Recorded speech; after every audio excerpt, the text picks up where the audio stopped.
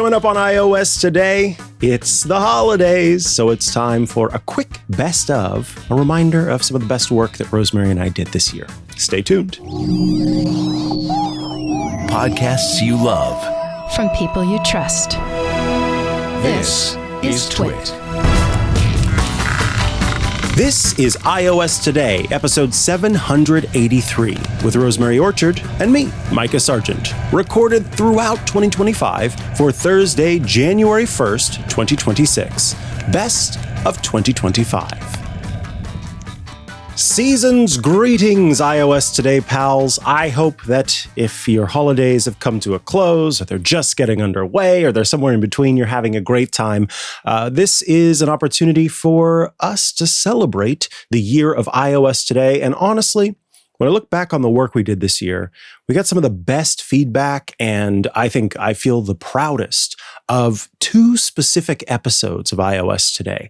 I'm obviously in love with all of the work that we've done, but these two episodes really meant a lot to those of you out there who told us about them. And so, I think it's time to highlight the work that Rosemary and I did earlier this year in helping you determine which devices you should buy.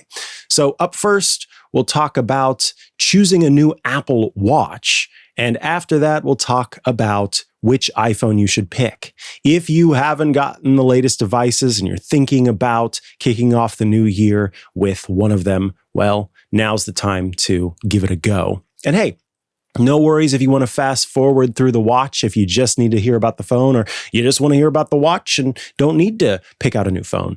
We love that you tune in every year. So take a listen or a watch to our coverage of which Apple Watch and iPhone is right for you.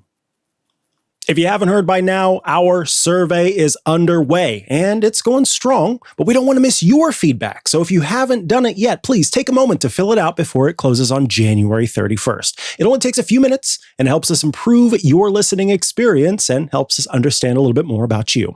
Head to twit.tv/survey26 to take it. And of course, thanks so much. Apple recently, at its awe-dropping event, announced a whole slew of new devices, and with that came a great lineup of Apple Watches. And it perhaps is more complex than ever when it comes to what Apple provides. And so after doing an episode where we talked all about the various iPhone models and helped you make a choice that way, we heard from folks who said, hey, would you be able to give us some thoughts on which Apple Watch would be right for you or right for, whatever person? And we said, yes, we will. So that's what we're going to do today. Apple announced the Apple Watch SE 3, which is the new least expensive model, the Apple Watch Series 11, which is its standard model, and the Apple Watch Ultra 3, which is that sort of sport watch, very complex model that it has. And so let's talk first and foremost about the Series 11 before we kind of go up and down from there. The Apple Watch Series 11 comes in 4 aluminum colors and 3 titanium colors. And I guess cases is the best way to put it. So you do have, amongst the watches, the most choices available to you, given that it comes in rose gold, in silver, in space gray, and in jet black, as well as, I mentioned, those titanium cases, which include slate, which is sort of the blacker color, gold, and natural. I've always really liked the natural titanium options. It is, for the cellular version of the Apple Watch, it starts at $499, and the non-cellular version of the Apple Watch starts at $399. It comes in 2 case sizes as well, 46 millimeters and 42 millimeters. So you do have that smaller and larger option, and that's important because if you have owned an Apple Watch up to this point, then you have probably purchased at least more than one Apple Watch band. And so the case size that you've had up to this point will sort of inform which of the Apple Watches you get in order to get the band that will fit your Apple Watch. So you can kind of think of them as the smaller one or the larger one. If you've always had the larger Apple Watch, then you'll have the larger Apple Watch bands, and so you need to get the larger case. If you've always had the smaller one, then you'll want the smaller one again because your Apple Watch bands will be made to fit the smaller case. Each of the models that we'll be talking about today, all of the models have an always-on Retina display. So that's really great that no matter what you get, you're always going to be able to glance down at your watch and quickly kind of tell the time. You are getting a pretty good brightness with the Apple Watch Series 11 at up to 2000 nits. That's going to compare to the SE that only gets 1000. But everything else, as far as the display goes, is relatively the same between them. There are some features that are specific to the Apple Watch Series 11 and the Ultra that you won't get with the SE3. So if hypertension notifications are important to you, that's exclusive to these models, as well as the ECG, electrocardiogram measurements, that's exclusive to the Ultra and the Series 11. It is not part of the SE3. And then on the Series 11 and the Ultra 3, you can use the blood oxygen app to have your iPhone, if you're in the US, tell you what your blood oxygen levels are. They all offer sleep tracking, sleep apnea notifications, and sleep score, so you're not missing out on anything there. They all offer respiratory rate, heart rate, wrist temperature, and sleep duration tracking. They all offer cycle tracking, and they all offer emergency SOS. The Ultra is the only one that offers it via satellite. So you're getting quite a good experience regardless, again, of the different phones that are available, the different watches that are available. And that means that you can also count on water resistance of up to 50 meters and some of the other things like being able to swim with the watch. Each of them allows technically for swimming. So that's something that you will be able to do. They all have the S10 chip in them. That's the big thing to keep in mind is that you are, not having to deal with a different system on a chip, depending on which one you get. But it is important to note and understand that only the Series 11 and the Ultra 3 offer what's called precision finding. And what that is it has an ultra wideband chip inside that lets you sort of narrow in on whatever is missing. So if you're trying to find your iPhone and you just have your watch on your wrist, then the Series 11 and the Ultra 3 are going to do a better job of that. Battery life is going to be different, of course, between the Series 11, the Ultra, and the SE3. Huge battery life on Ultra 3 at up to 42 hours. The Series 11 is meant to last a day, 24 hours. The SE3 has the smallest amount at 18 hours. But again, something that's really great this year, I feel, Rosemary, is that we have, for once, a really close comparison between the various models of Apple Watch. I think some of the coolest features and the most important features are all there on the Apple Watch. And that, I think, is pretty exciting because it makes it easier to perhaps say, I don't think that you need the series version. I think the SE version is fine for you. And that's something certainly that has been part of my advice when I've had a couple of people reach out about which watch they wanted to get or should get. I said, I don't think you need more than the SE3. So yeah, that's kind of an initial look, and we'll break things down from there.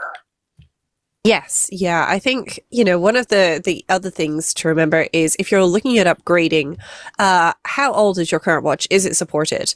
Because on watchOS 26, if you have an an Apple Watch, SE2 or 3, or an Apple Watch Series 6 or newer, and that includes all of the Apple Watch Ultras, then you can get watchOS 26, which at least software-wise is going to give you all the new features and the new faces and so on. But personally, for me, coming from an Apple Watch 10, the big difference would be potentially 5G. I don't purchase a cellular Apple Watch, so that doesn't make a difference. And then battery life is the other big one. Now, I'm not saying that battery life is not a worthy reason to upgrade. It is absolutely a great reason to upgrade.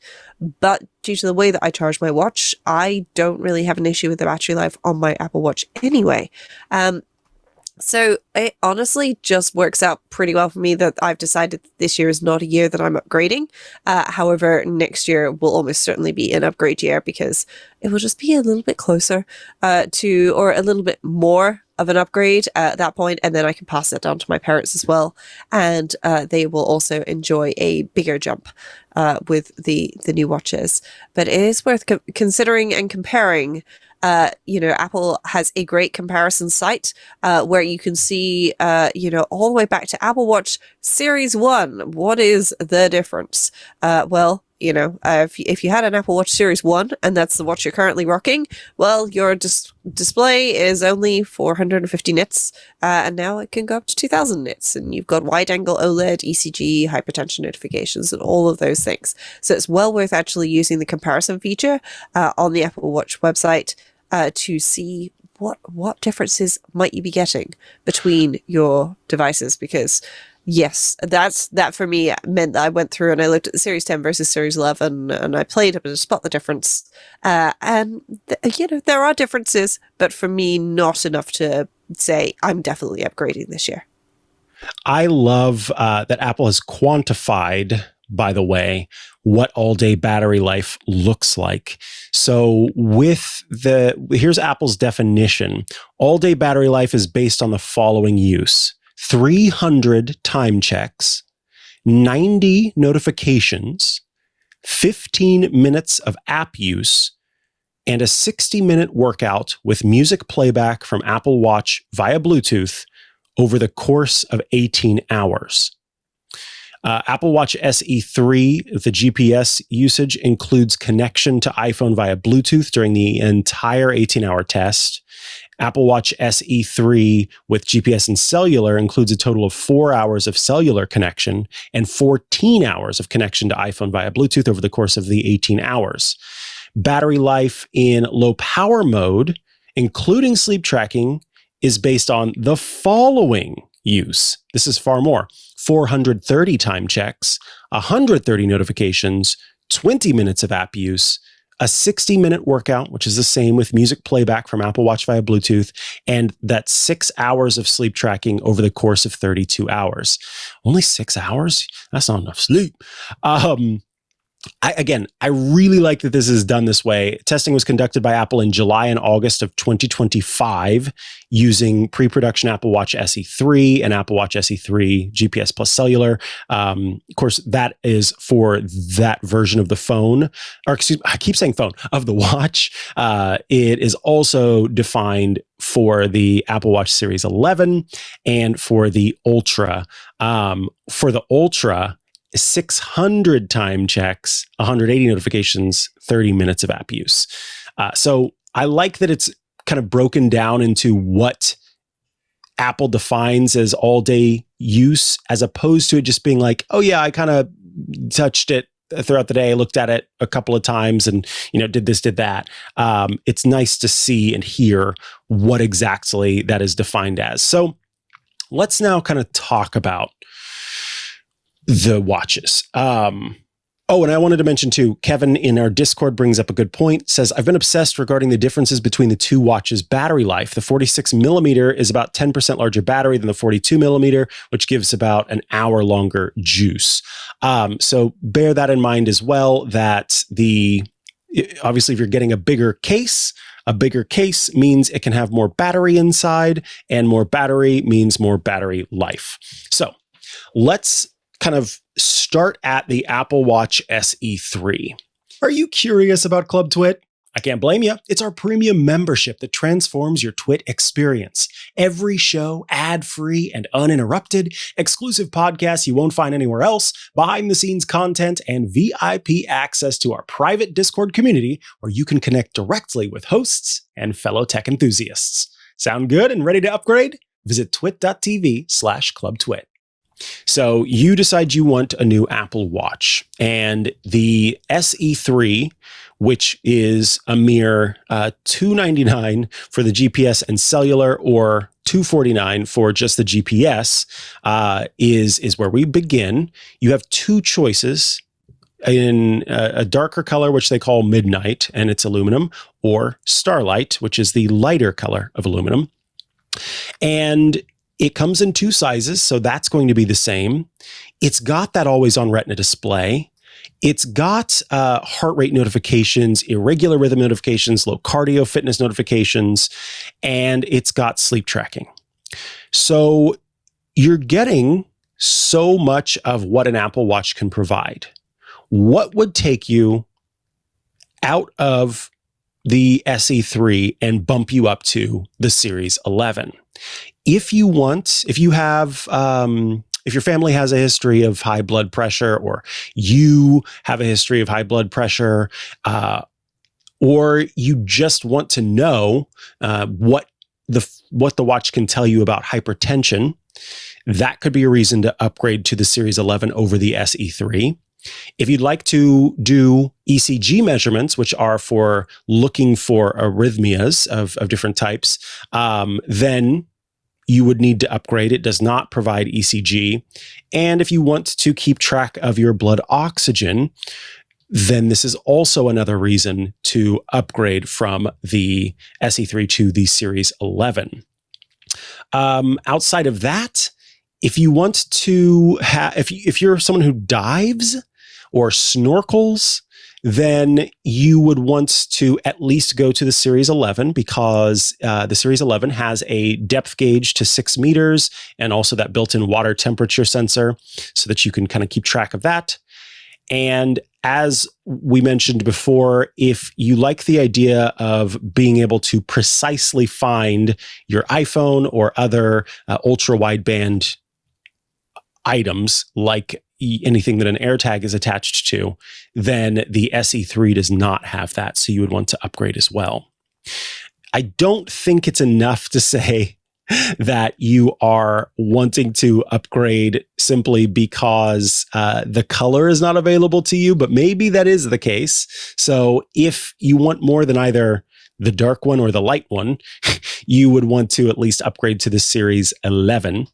And the last thing that would be of importance to you, a reason why you would want to go up from the SE3, is that the SE3 has a nylon composite and sapphire crystal back.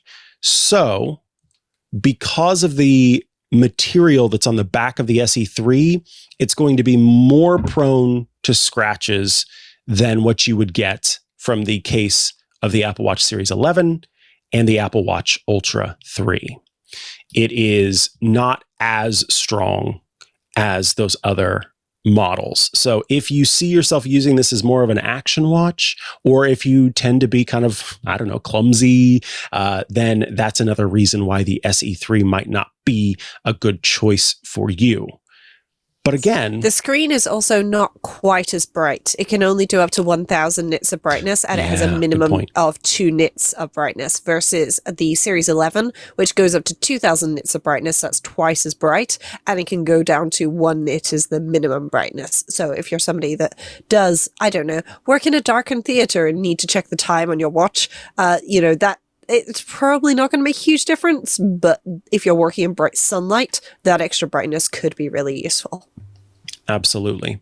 And that's pretty much it when it comes to the differences between them. More importantly, why you would want to go up to the Series 11 over the SE3. You do get a little bit more battery life on the on the Series, and of course on the Ultra, which we'll talk about just momentarily. But 18 hours versus 24 hours, if you're charging it every night, or you're charging it, when you wake up, let's say you do want to use it for sleep tracking. So when you get up in the morning and you do your morning routine, you pop it on the charger, then you're probably going to be okay when you need to pop it on again as you're getting ready for bed, right? 18-hour versus 24-hour, not a huge difference unless you're kind of going, I'd say, with the smaller case size, in which case the Series 11 might be a better bet for you. I guess I would say if sleep tracking is the main reason you're thinking about getting the Apple Watch, that might be another reason that I would say just go ahead or if you can, go for the Series 11 instead. So I've said all of the reasons why you might want to get the Series 11 instead of the SE3, assuming that the SE3 is kind of where you go in and you need to go up from there. Why would you want to get the Ultra 3 over the Series 11? Well, first and foremost, much bigger screen, 49 millimeter case instead of the 46 millimeter case. And the display is also far brighter. So if you just want the biggest possible watch screen on your wrist, well, that's going to be the Ultra. Pair that with, if you are outside a lot, or if you find that the Apple Watches you've had up to this point are difficult to read in bright light or even in semi-bright light, then again, the Ultra 3 has a far brighter screen. It can go up to 3,000 nits of brightness. That's a whole more 1,000 nits over the Series 11. It has the same hypertension notifications and ECG app and blood oxygen app as the Series 11. So that's not going to make a difference.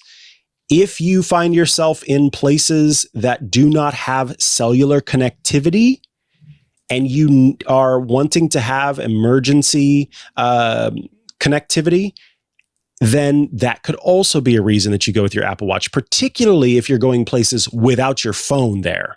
And so you don't have satellite connectivity otherwise. The Ultra is the only watch that has that functionality.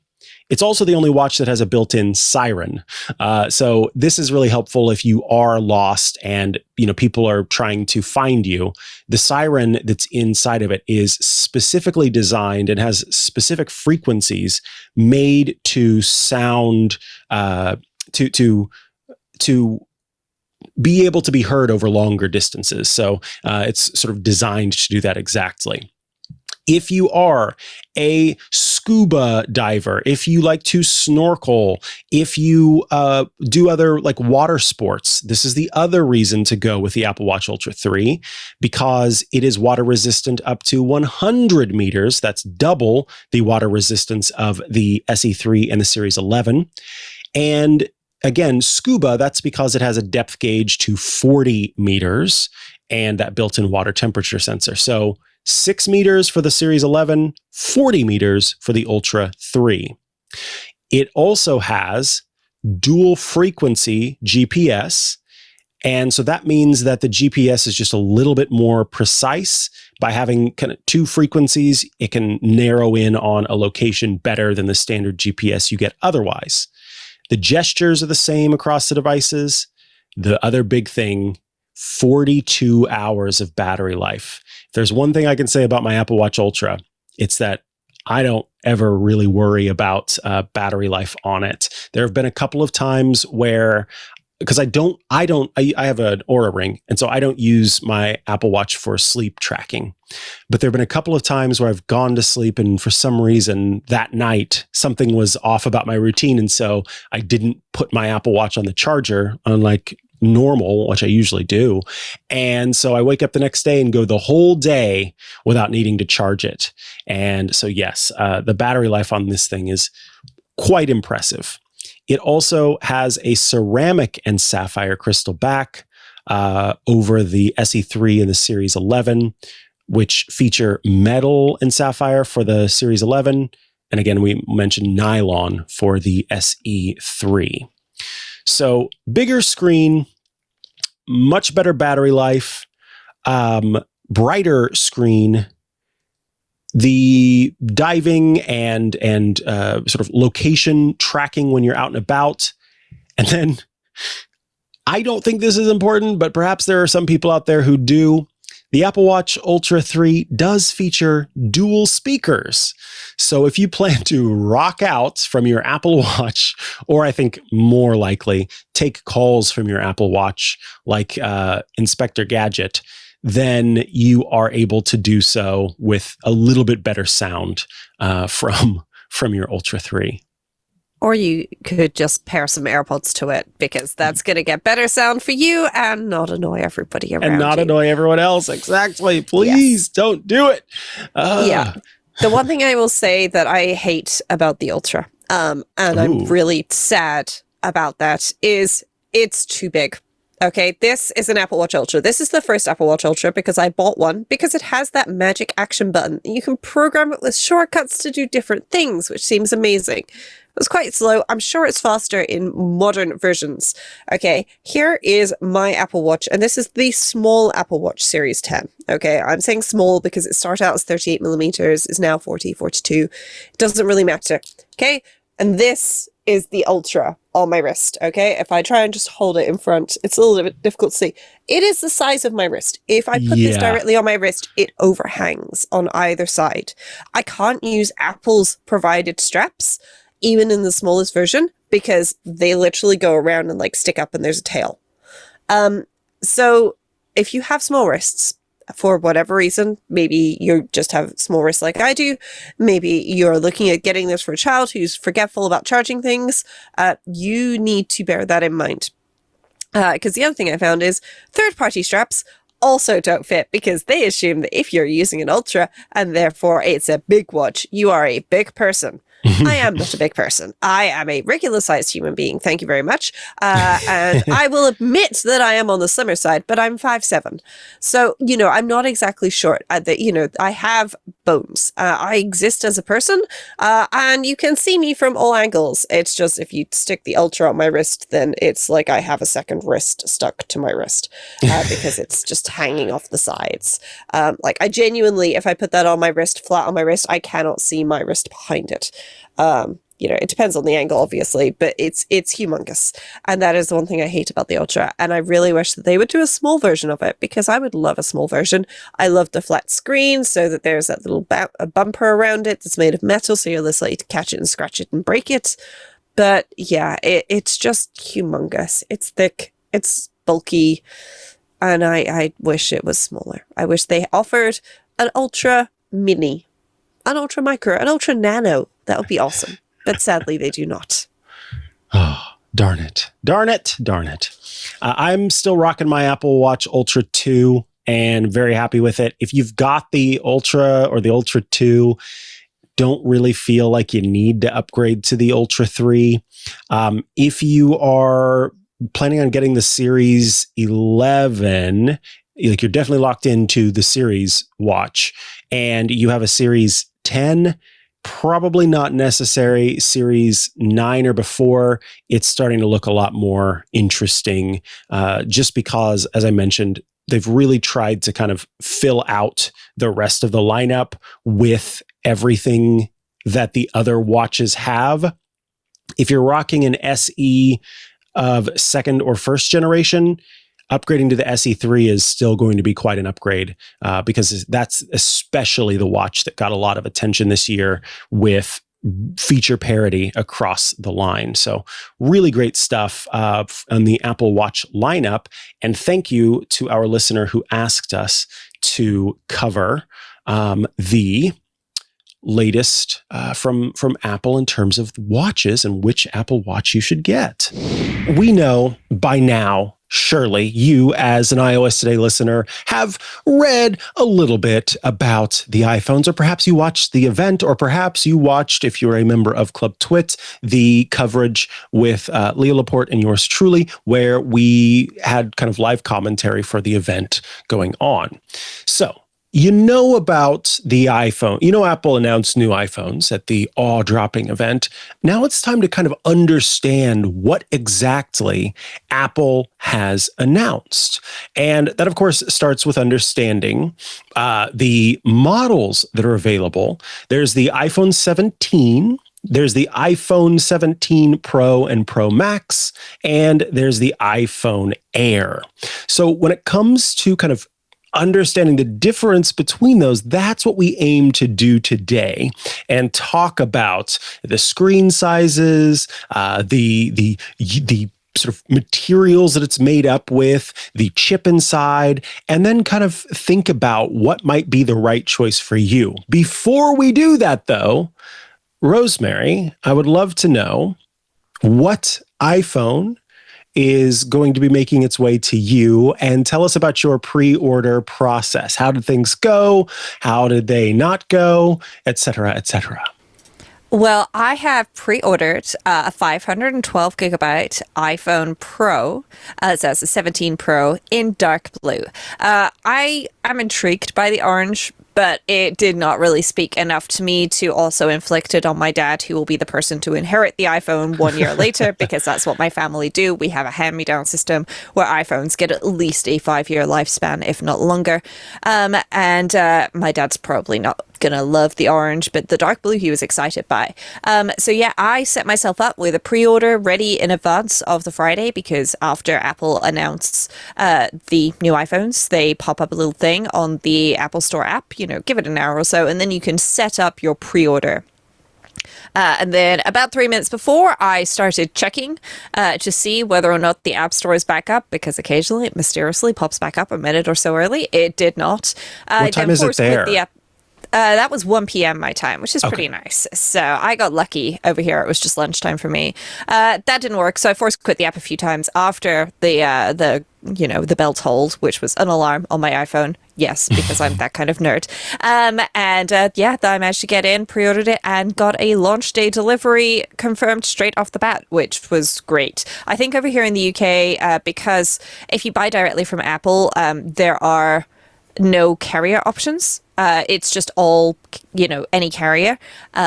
So that makes it a little bit easier for them. So they don't have to worry that they're running out of AT&T iPhones versus Verizon iPhones or whatever. So you're less likely to see launch dates slipping that quickly. But yeah, it went pretty well for me. But I know your experience wasn't quite the same as mine, but I believe you and I may be iPhone twins this year. Yeah, so certainly not as smooth. A couple of things. I, like Rosemary, went through the same process. And in fact, if you are I always forget, you don't have to be a member of Club TWiT to get this. My last episode of Hands on Apple was all about how to pre-order the iPhone, and walks through the process that Rosemary talked a little bit about there.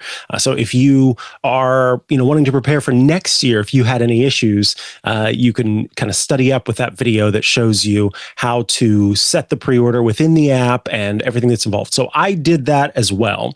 I knew from the time that the phones were announced until it came time to do the pre-order and the setup of the pre-order that I wanted the deep blue. I think the orange is gorgeous, but I am not usually a fan of orange, and so I just appreciated it as a striking, beautiful design. But as a person who loves green, I knew that the deep blue and the green were going to pair well together when it came to, if I'm getting a case and it's not a clear case, then I want it to be green. And I wanted to try Apple's tech woven case. So oddly enough, more than anything else, it was actually the green tech woven case from Apple that sold me on the deep blue iPhone. So I went in and I set up a pre-order for the 512 gigabyte iPhone 17 Pro in deep blue. iPhone 17 Pro Max in deep blue. And that is the one that I at the time to go through on Friday to do that pre-order. Now, for those of us in Pacific time, pre-orders begin at 5 in the morning. It's what's funny is I used to live in Central Time, and when I lived in Central Time, Apple still had pre-orders set with Pacific time people in mind. And so it was very late in the night in Central Time. And so when I moved to the coast, I thought, oh, finally, my iPhone pre-orders are going to be at a great time. And it just so happened that the year I moved was the year that Apple shifted its times away from being kind to Pacific timers to everyone else. And so, yes, for me, 5 in the morning. So I had an alarm set for 4:55 a.m. I think I woke up a couple of minutes before my alarm went off, and I sort of got ready, and it was taking a minute, but stuff was happening where it would switch from like, we're getting ready to bring you in to hold on, it's almost time. And so I didn't do any force quitting or anything like that. It seemed like everything was locked in. And one thing you don't know for sure, that's never been made clear to us as outsiders is it possible that if you sort of start up on a new device and so your IP pings their servers, that it's going to reset your place in line? There are all of these little fears, right, that you have as you're sitting there, in my case, at nearly 5 in the morning. Is it going to be what I expect it to be? And am I going to be able to get the phone that I'm expecting? Well, 5:05 rolled around, and that's when I finally got into the store, and I went through, boop, boop, boop, boop, boop, did the, because it's just a couple of steps since I already had preset everything, and I was getting quoted for the 24th delivery or actually it might have been the 25th delivery on the 24th or the 25th. For folks who don't know, Apple's iPhone launch day is this Friday, the 19th. And so that's not great as a person who does what we do for a living. You want to get it as soon as possible, particularly because I was aiming to do an episode of Hands on Tech this coming Sunday about the new iPhone. Well, I went through and tried everything. I tried, instead of getting delivery, I tried having a pickup, no pickup. I said, okay, well, I'll change it to a different color. So I switched. I was like, oh, I could do orange. I tried orange. No, there aren't going to be any until the 25th. I tried silver. I did everything while still keeping with the iPhone 17 Pro, even changing all the way storage sizes. I was just curious. Okay, well, what if I did 2 terabytes? I wouldn't do it, but just to see.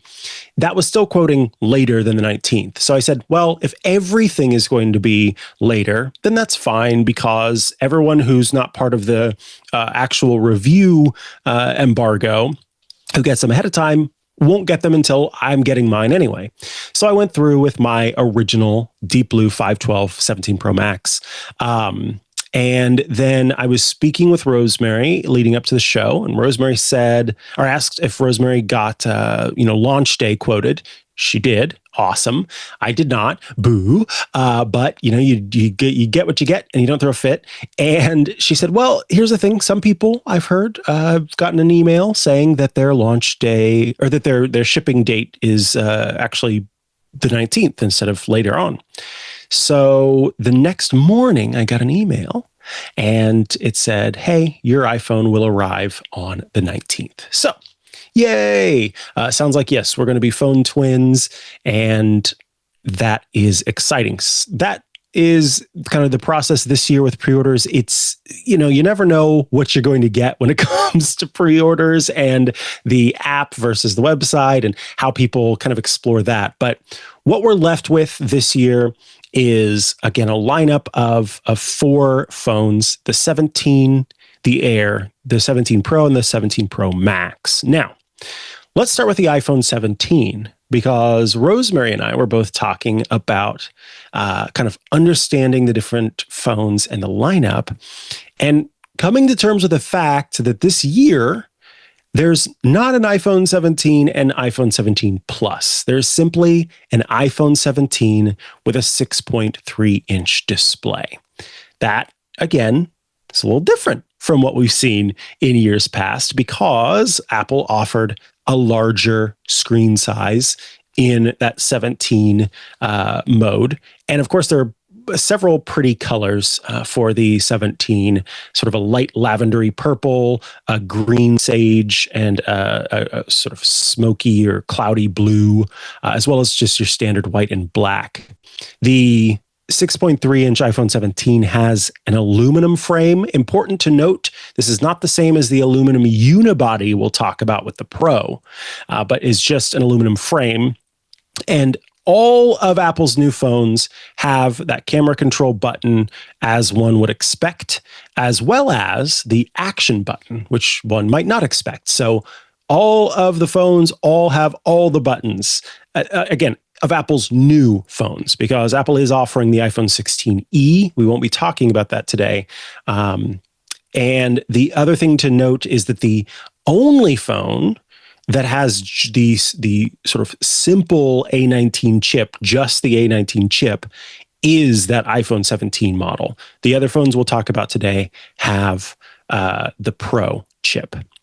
Now, I would love to hear kind of your thoughts, Rosemary, in learning about the iPhone 17 and its two-camera system. It's got a dual fusion camera system, the main camera, and then the ultra wide camera, plus that updated front camera that I was pretty excited about.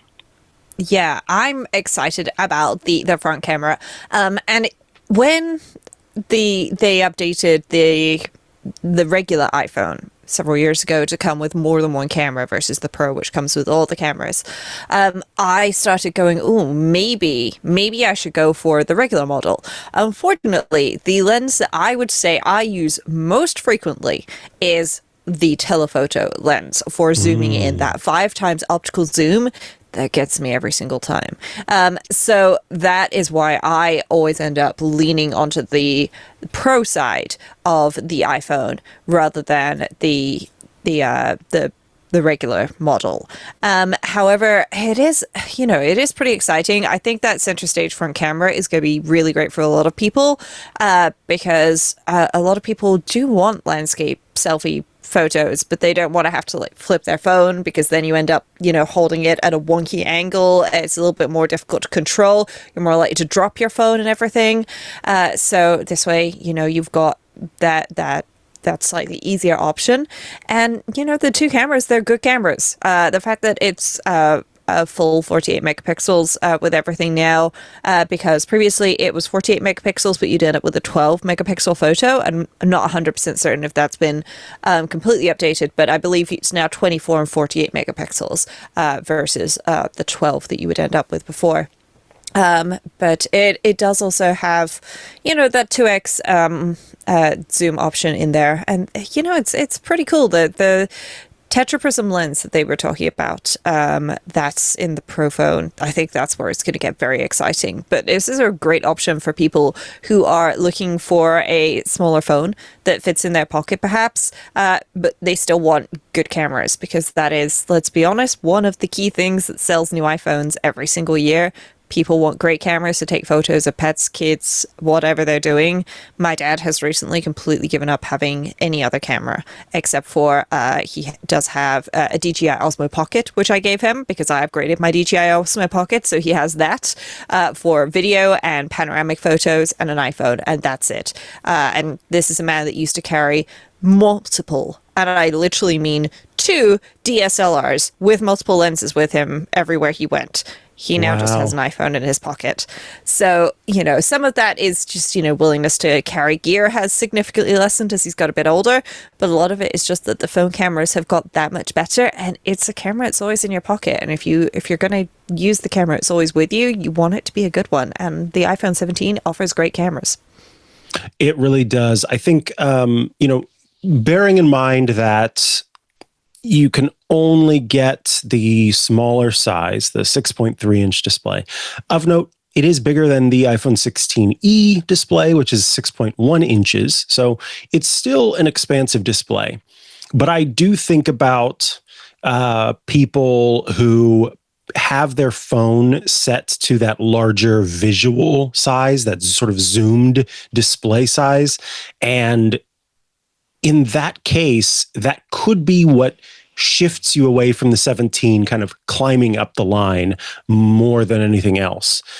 Because outside of that, without making a huge jump to the Pro, if the Air is sort of the in-between, right, you are getting two cameras, which is fantastic, as opposed to just the one.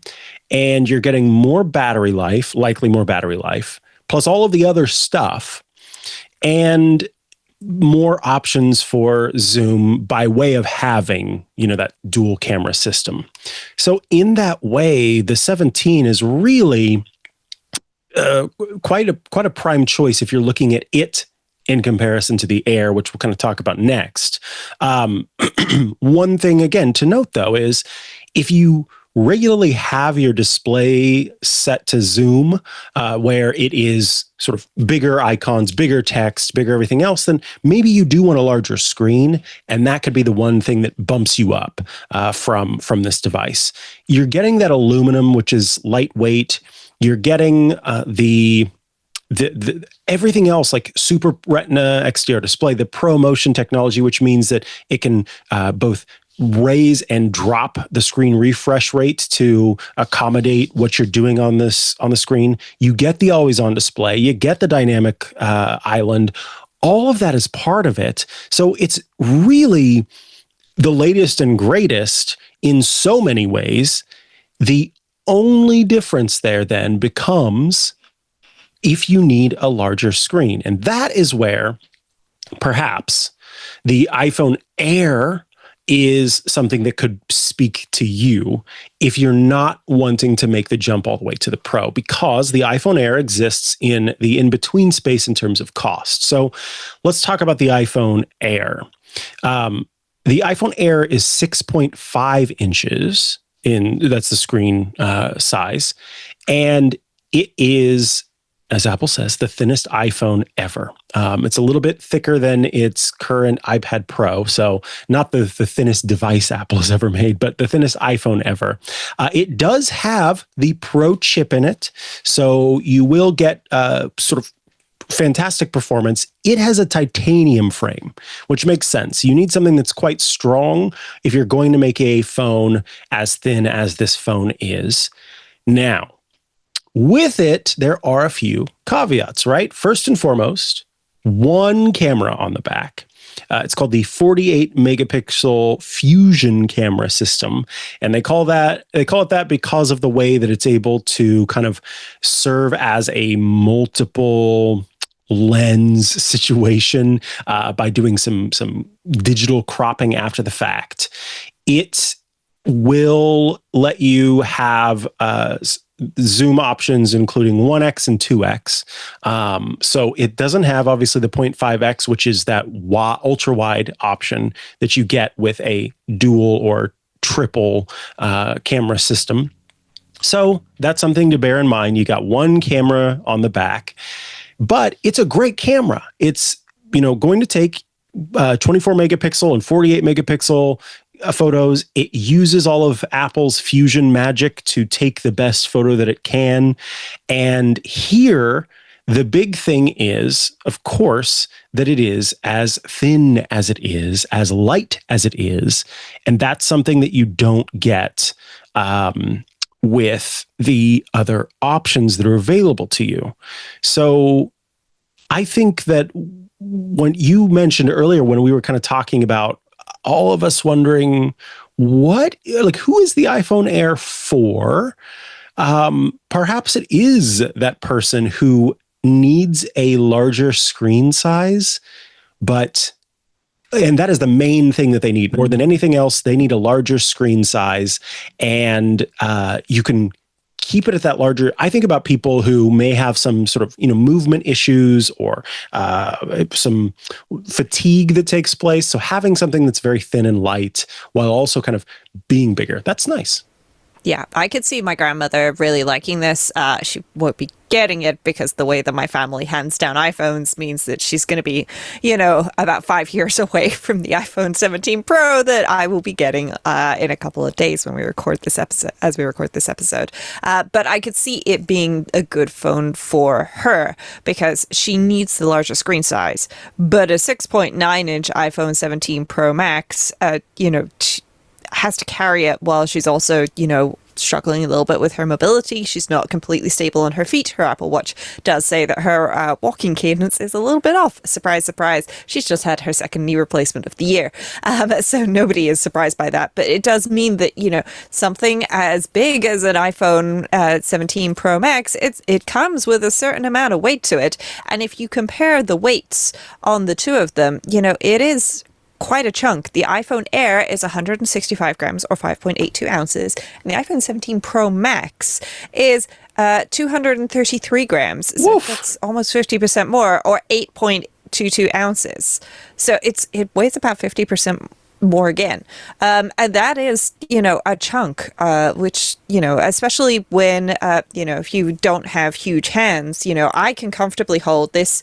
I'm actually holding an iPhone 16 Pro, not a 17 Pro Max. I've got a case on it. I'm being a little sneaky, but I can comfortably hold this. I can... If I, stretch, I could get a 17 Pro Max in my hands, but then I'm going to be struggling to reach and touch the things on the screen whilst also holding it comfortably. As it is, I already add a MagSafe pop socket to the back of my phone to make it a little easier for me to use, because I'm not willing to go down a size horizontally, or, diagonally from this phone size. But for the people that need a little bit more space, the fact that it's also thinner, that does actually help with holding it. Not just the weight, but it means that, that thickness that would be taken, that would take up some space in your hand, that would be less of an issue. It might be a little easier to grip. Equally, it might be a little more difficult to grip, but I'm sure somebody's going to come out with a chunky OtterBox case for it. I'm sure OtterBox are working on it already. But the iPhone Air does have one thing that none of the other iPhones this year have to offer, and that is a shiny new Apple MagSafe battery designed just for the iPhone Air. Now, they do say it has all-day battery life. I'm not sure it would have all-day battery life for a user such as myself, or perhaps you, Mikah. I find myself charging my Pro during the day a little bit, but it does have a shiny new MagSafe battery that will only be compatible with the iPhone Air because of the height that it takes up. So you'll be able to use it via USB-C with other devices, but what is the point in purchasing the Apple MagSafe battery for the iPhone Air if you can't MagSafe it onto another device? I personally wouldn't. I'd go for one of the other options out there. But yeah, it looks pretty nice. To be honest, I want to go into an Apple store and have a play with one and see how it feels. But personally, you can pry my 3 camera lenses out of my hands. But you can't. That is the point. Nice I need try. my 3 lenses. I need that telephoto. I literally used it earlier today. Admittedly, it was to take a photo of my tent because I packed up my tent in my parents' back garden after drying it out overnight and this morning. And I won versus the tent. It is a 6-man XL tent, and I got it back into the bag by myself. And the bag zipped shut. And then I stood inside my parents' back door and went, I really should have taken a picture of that, but I've just taken my shoes off. And I was like, 5 times optical zoom. Perfect. And I use it all the time. So, you're not getting away with taking my telephoto lens away from me. I'm sorry. But it is, honestly, most people probably don't care about the telephoto lens. They care about the ultra wide more. That's why Apple's done it. To me, that's flipped. I would want the telephoto lens more. Maybe that's why they put it on the Pro Max to try, and the Pro to try and sell more of those. But yeah, I think I'm good with my choice. But I want to play with an iPhone Air just to see what it's like. Though the color options look a little anemic, to say the least. If you compare the sky blue to the mist blue, it's just sad. It looks like white once met blue, and then had significant memory loss and tried to remember what blue looked like. And they don't even have a green, which is just sad. Though to be fair, it would be the same as whatever that brand of sparkling flavored water that doesn't have flavor in, that's really popular in the US. LaCroix. Yeah, that's the one. Yeah. was once in the room with a strawberry and tried to evoke the memory of that. Yeah, the colors are a little sad, although, as Apple would probably say, they're very airy. Now let's talk about the Pro and the Pro Max, because this, of course, is at the high end of the pricing. So we've gone from the 17 at starting at $799 to Air, which starts at $999, to the Pro, which starts at $1099. The smaller Pro, the Pro, not the Pro Max, is 6.3 inches, which is comparable to the iPhone 17.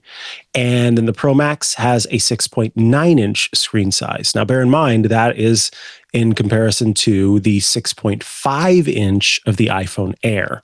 So quite a bit larger in the scheme of things than the iPhone Air. Unlike the Air and the 17, the Air has, again, that titanium frame. The 17 has an aluminum frame, but unlike both of them, the 17 Pro has an aluminum unibody. So this is a little bit different from just having a frame. Apple sort of engineered this whole unibody enclosure so that the device is encased in this unibody that has all of the stuff built in such a way. It's kind of complicated to explain, but essentially it's all about better dissipating heat and keeping things as safe as possible. So yes, instead of doing it in titanium, which we've had in the past, aluminum was used. It's, of course, very light, but we think that a big part of that is because of that thermal conductivity. I've heard complaints from folks with their iPhone 16 Pros that titanium can get a little warm. And so Apple, on top of creating this unibody, also added a vapor chamber. There is water sealed inside of this chamber, and it helps to move heat away from the A19 Pro chip. So like the Air, this also has the A19 Pro inside and gives you everything that you would expect outside of that. So once again, you get your Super Retina XDR display, like you do across the rest of the lineup, the ProMotion tech that you get across the rest of the lineup, always on display dynamic island. The only thing that changes here with the frame is that it's a unibody aluminum. The A19 Pro chip in the iPhone 17 Pro and Pro Max is a little bit better. It's got a 6-core GPU as opposed to a 5-core GPU. And Apple quotes up to 39 hours of video playback. So quite a bit more battery. And that's the idea here, is that, look, what do we do if we go, it's the por qué no los dos, right? It's the why not do both of, we can do thin and light because we're Apple. So here's an Air for you, thin and light. Here are the compromises that need to be made. Now let's not compromise. Let's make a Pro device that doesn't need to be thin and light because we've got that over there. Let's give it a great big battery, and then also make sure that the camera system is what we would want it to be. So it's got a main, an ultra wide, and a telephoto lens, Rosemary's favorite, each of them 48 megapixels. And what that means is you've got some different zoom options: 0.5x, which is the ultra wide, 1x, 2x, 4x, and 8x are all of the options on this lens. So Rosemary could have been standing at the front door of her parents' house instead of the back door, right, leading to the garden, and have taken a photo of the tent at that 8x optical zoom. Apple does some clever stuff with its cameras, with with its lenses, rather, of being able to kind of take a photo and do an optical like zoom. And so that's something to bear in mind. But it's been my experience that it does a pretty good job of pulling that off. So yeah, I think when it comes to the Pro and Pro Max, of course, the first question is, can you afford this if you, if you're sort of like on the verge of, okay, the Air, the Pro, yeah, look at what you feel you can afford. And if you can afford to go up more and you don't need it to be this thin, light option, then I think the Pro really starts to make sense for anybody who's existing kind of right in that space, particularly because all those delicious camera lenses that you get, which is really nice. Yes. Yeah, it is worth mentioning that the battery life quoted, at least on the US Apple comparison website, applies to the eSIM only model phones, which every iPhone in the US sold is eSIM only. The iPhone Air is eSIM only everywhere in the world, so that one doesn't change. But the iPhone 17, 17 Pro, and 17 Pro Max in the UK, at least, and probably most countries that are not the US, still have a physical SIM card slot because many of our carriers are not yet able to support eSIM. Support for that is growing, obviously, everywhere around the world, but that, in the case of the 17 Pro, takes the battery life down from 33 hours to 31 hours, and for the 17 Pro Max, that takes it down from 39 to 37 hours. So, it's about a 2-hour difference taken up by that SIM card slot. Personally, I do only have an eSIM, so I would love to have an eSIM only option. However, as I mentioned, I passed the iPhone down to my parents, and my parents are on a carrier that at this moment in time at least does not have support for eSIMs, and I couldn't guarantee that they will by next year, if I'm being perfectly honest. So, it's worth keeping that in mind if you're looking at the comparison information, just to see, what is or is not going to be the case with yours if you are looking at upgrading. Now, if you did buy a new iPhone last year, do you need to upgrade? Depends on your personal situation, but I'm really looking forward to that 8x optical zoom. There's just so much that I could do with that. And also, I have found this iPhone with the titanium, it does get pretty toasty. I've been using my Razer MagSafe cooler on it quite a bit over the last year as I've been doing things. And my dad, with the 15 Pro, is on holiday in Barbados and has had a number of times where the phone has got a bit too hot and just said, no, I can't take photos right now, which is not great when you are trying to use it as a camera. I have suggested he stops keeping it in his pocket next to his body, which is also quite warm. That apparently putting it in my mum's handbag is actually, significantly helping because it's not right next to a really warm body that is providing more heat back to the iPhone. But it will be good to have better thermals on that. So that'll be good. It's also worth noting that the newest fast charging that was quoted and talked about in the keynote, where you'll be able to recharge the iPhone, I can't remember how much it was. Was it 50% in 20 minutes or so, Mikah? I think it was 50%. Yeah. Yeah, so that's using the latest version of USB-C power delivery, which a lot of chargers don't actually support. Even if they support USB-C power delivery, or PD, as it's often abbreviated to, they probably don't support the newest hardware version of that yet. So the only charger that I know of that is going to be able to do that is sold by Apple. It's about $40. It's not actually extortionately expensive, but if you are looking forward to that because you are somebody that randomly, like my dad, discovers that you forgot to charge your iPhone for the last 2 days and you're about to leave the house and you need to charge your phone, you've got 20 minutes, I'm going to be getting him one of those chargers because we are going to need that in our household. Anything else for advice for people as they are setting out to choose their new phone? I would start by actually having a digital declutter of your current iPhone. Go and have a look in the storage information under settings. So that's under settings, general, and storage. And just see, first of all, how much space are you actually taking up on your current device? Could you maybe drop down a tier?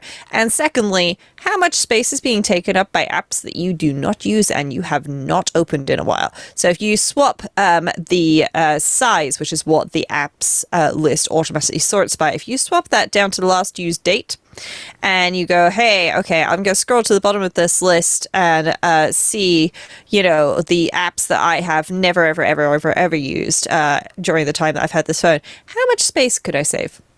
because you'll probably find that there's a whole bunch of things where I'm looking at this going, what is this? And why do I have this installed?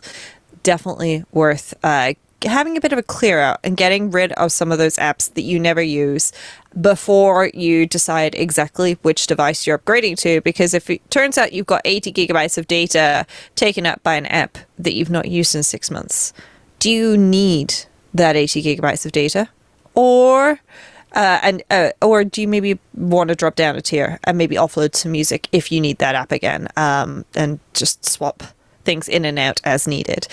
So yeah, worth having a little clear out first and doing a frank evaluation with yourself. If you have last year's iPhone, do you need this year's iPhone? Or, and if you're in the iPhone upgrade program, it's a lot easier to go, yeah, I'll just trade it in and get the new one. Cool. But maybe you don't have to upgrade every year, or maybe you do want to. And the other thing to remember is, are you going to be paying for Apple Care? And are you buying a case? Because those are also things that you should remember to factor into the cost. You don't have to buy Apple Care immediately with the new iPhone, but you've got a short window for buying it after you've bought the phone. So it's worth considering that as part of your cost for upgrading as to whether or not it's worth it. And also, don't forget to buy a new case unless you're somebody that goes caseless. The cases for the 16 Pro do technically fit, but they're going to cover the camera, the flash and the light sensor on the camera. So that would be a problem, and vice versa. So you're going to need to upgrade your case. Apple has some nice options there for about $50, but there are other options too, as we will talk about. Thanks so much for tuning in to this best of episode of iOS Today. Rosemary Orchard and I love bringing you the show every year. We get so much great feedback, so many great questions, and so much kindness that comes our way every year. So I'm passing that all back to you as we wrap up on what I think has been quite a successful year for iOS Today in the club. If you're not a member of the club, by the way, now's the time to show your support. twit.tv/clubtwit to check it out. We'll be back with even more in the new year, so don't forget to tune in to more of iOS Today. Goodbye, and we'll see you then.